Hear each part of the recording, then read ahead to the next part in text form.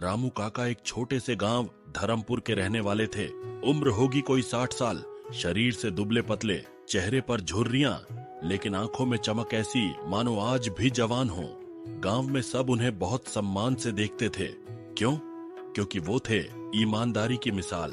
रामू काका का जीवन बेहद सादा था। एक छोटा सा खेत, 2 बैल और मिट्टी का एक पुराना सा घर।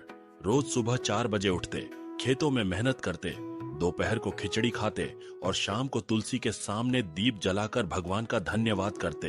लेकिन रामू काका की ईमानदारी की असली परख तब हुई जब गांव में एक बड़ा हादसा हुआ। एक दिन रामू काका अपने खेत जोत रहे थे, तभी हल की नोक किसी सख्त चीज से टकराई। जब उन्होंने मिट्टी हटाई तो उन्हें एक बक्सा मिला, भारी भरकम और बंद। उन्होंने जैसे तैसे उसे खोला तो उनकी आंखें फटी की फटी रह गईं। उसमें सोने की गिन्नियां थीं, चमचमाती हुईं। गांव में अगर किसी और को ये मिलता तो शायद वो छुप। उन्होंने तुरंत बक्सा उठाया और सीधे गांव के सरपंच के पास पहुंचे। सरपंच जी, ये खजाना मेरे खेत में मिला है, लेकिन मैं नहीं जानता इसका मालिक कौन है। इसका सही उपयोग गांव के भले में हो तो अच्छा होगा।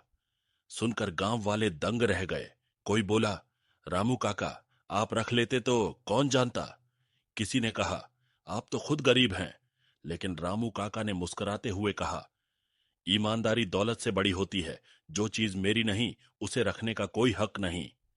सरपंच ने तहसीलदार को बुलाया। तहकीकात हुई तो पता चला कि वो खजाना अंग्रेजों के समय के किसी पुराने जमींदार का था, जो अब सरकार की संपत्ति माना गया। सरकार ने रामू काका की ईमानदारी से खुश होकर उन्हें जिला ईमानदारी पुरस्कार दिया और खेती के लिए एक ट्रैक्टर भेंट किया। रामू काका की किस्मत बदल गई, लेकिन उनकी आदतें नहीं। अब भी वो सुबह जल्दी उठते, तुलसी को पानी देते और खेत में खुद हल चलाते।